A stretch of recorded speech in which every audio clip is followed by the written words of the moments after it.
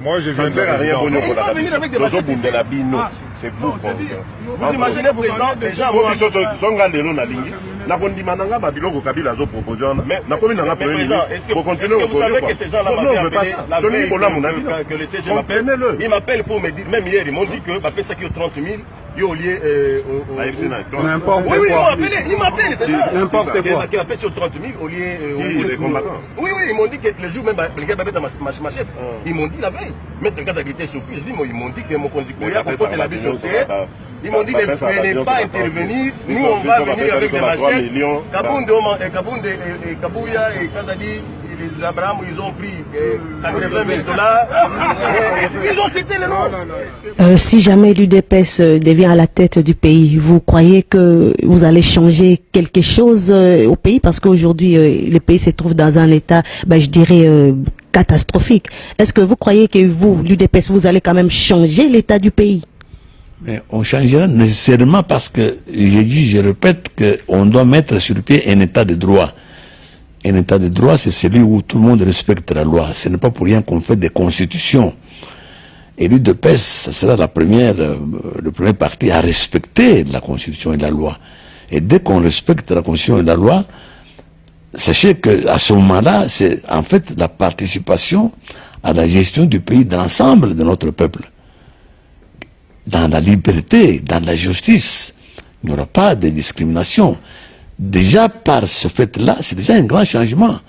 Parce que le pays n'est pas construit par un gouvernement, c'est par l'ensemble de la population. Et la population ne peut pas participer à gérer quand il y a un État autoritaire comme celui que nous avons, un État qu'on dirige avec la baïonnette. Donc, par conséquent, le changement se fera par le fait que l'UDPS dirigera, mettra sur le pied un état de droit. Et cela, c'est déjà un grand changement. La méthode wana ezali lokola violence, arrestation arbitraire, violation à droit de l'homme, motoza à lobby opinion naie po esepeli si bakonzite bakangiye voire babomiye, moto sengi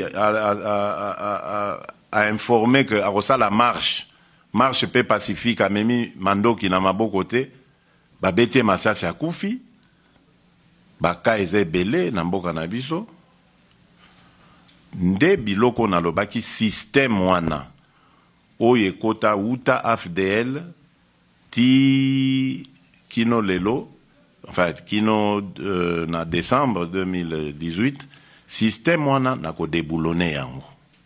La décision de l'autorité urbaine, le gouverneur, qui avait autorisé la marche de l'opposition, en commençant par Sakombi, en passant par Benseke, et puis Kassavou jusqu'à IMK. La Ligue des jeunes était autorisée aussi à marcher, en commençant par Rond-Point Ngaba, l'université jusqu'à l'école Saint-Raphaël, tandis que la Ligue des jeunes de l'ACP devrait tenir son meeting au stade municipal de Massina. Alors, nos frères de l'opposition n'ont pas accepté la décision de l'autorité urbaine. Ils ont violé l'itinéraire. Je crois que dans leur stratagème, ils voulaient créer des incidents. Ni était l'approche de la police pour dialoguer, on allait avoir beaucoup de casses. Aujourd'hui, il y a eu beaucoup de provocations, il y a eu beaucoup de stratégies de leur côté pour nuire. À Saint-Étienne, la police a bien travaillé. Malgré les dérapages de certains policiers, il y a eu des policiers qui sont mal comportés, qui ont tapé sur un enfant. Nous avons arrêté 3 qui sont cachés, qui seront déférés à la justice pour répondre à leurs actes.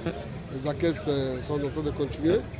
Les bilans partiels, on va vous dire que nous avons du côté de la police 9 blessés, dont 2 qui sont dans un état critique. Vous avez les images. Du côté de la population, il y a eu 3 blessés aussi, qui sont à l'hôpital Saint-Joseph. Il y a aussi une journaliste qui a été vandalisée par des Koulouna.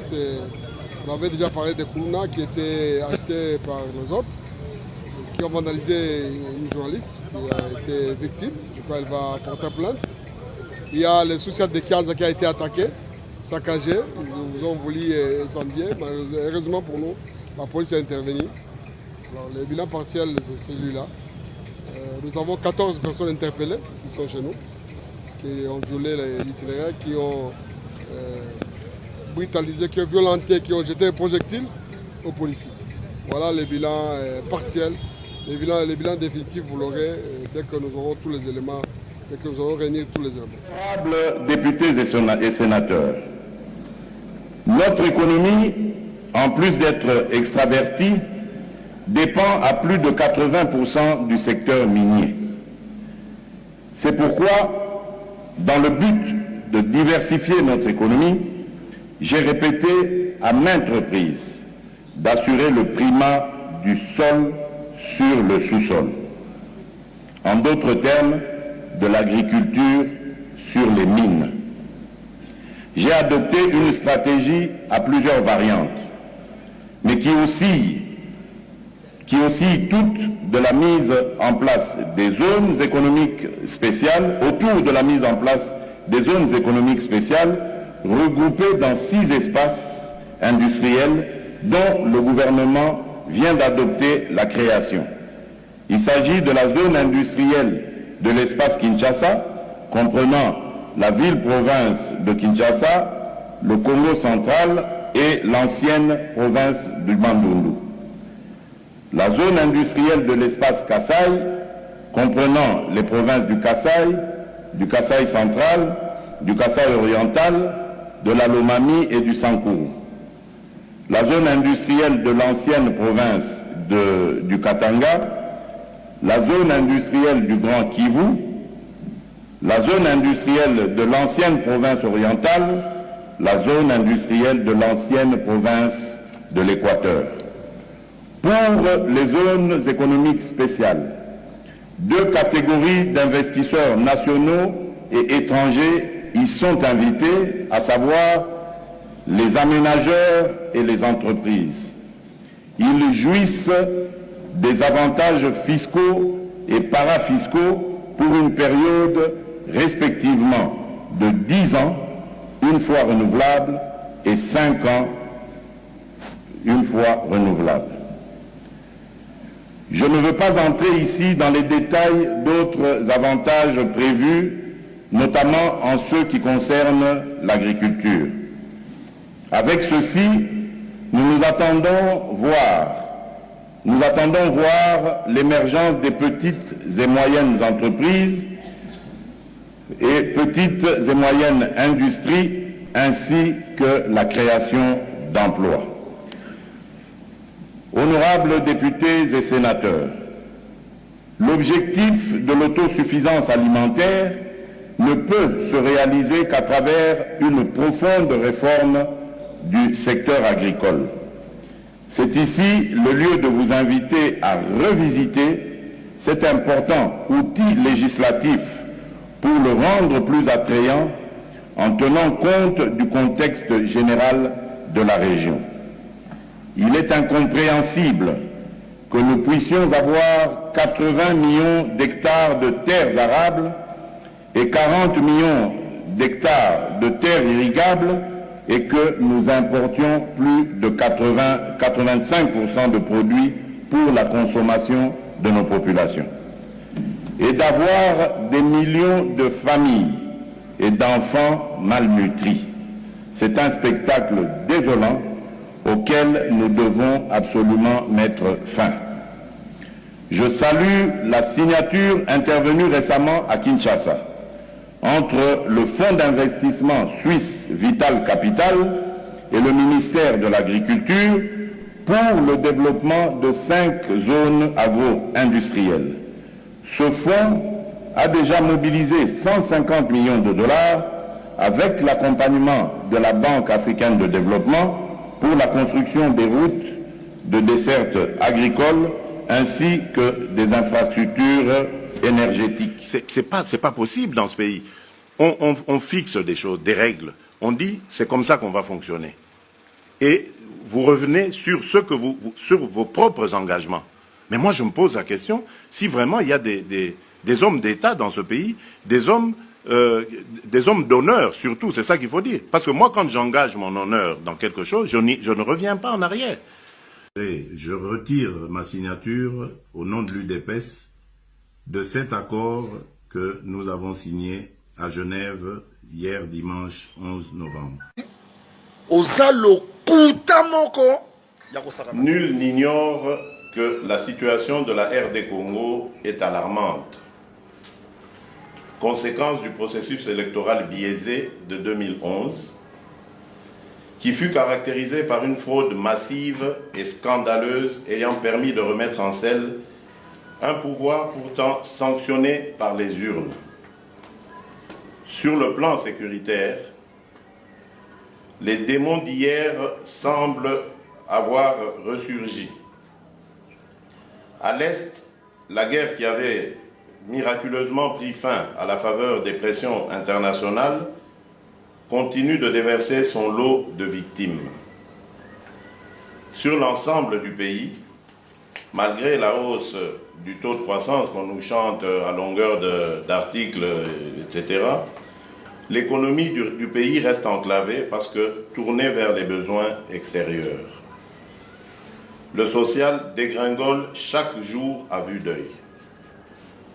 Aggravé par un pouvoir d'achat qui s'amoindrit au quotidien et au grand désarroi des Congolais qui assistent impuissants à leur mise à mort programmée. D'autant plus que politiquement, un gouvernement de cohésion nationale, mais en réalité de confusion générale, est en gestation pour dilapider ce qui reste du trésor public. De battre Kabila dans tous les scénarios possibles. Alors que veut M. Kamere? Je veux dire ici à M. Kamere que la culture de Chance et Lokopamba dans laquelle il a évolué politiquement, elle est dépassée. Elle est dépassée. C'est fini ça. Quand on vient à l'opposition, il n'a que 2 mois à l'opposition. Il n'a pas à venir donner des leçons à des gens qui sont depuis 30 ans dans l'opposition.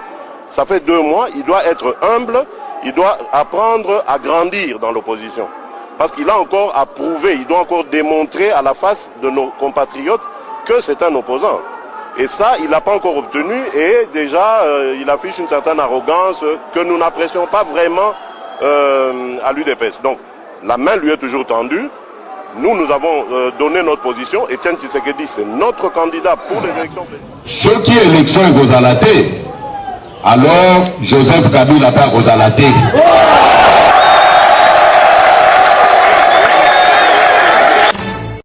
De cette agression, nous sommes obligés aujourd'hui de consacrer nos ressources à renforcer les capacités de notre armée, alors qu'on pouvait continuer avec notre programme de développement local des 145 territoires, avec le financement de la gratuité de l'enseignement, avec le financement de la gratuité et de la couverture santé universelle.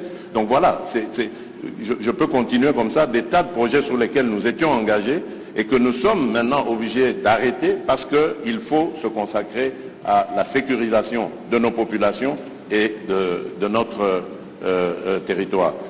Et donc c'est d'abord l'affaire des Congolais. La persistance de la guerre à l'est de notre pays risque d'hypothéquer le processus électoral dont les opérations d'enrôlement sont déjà en cours par suite du déplacement massif des personnes des zones de combat, de l'insécurité et de l'inaccessibilité à ces zones. Il est donc impérieux que la communauté internationale s'implique davantage activement aux côtés de la République démocratique du Congo pour la restauration de la...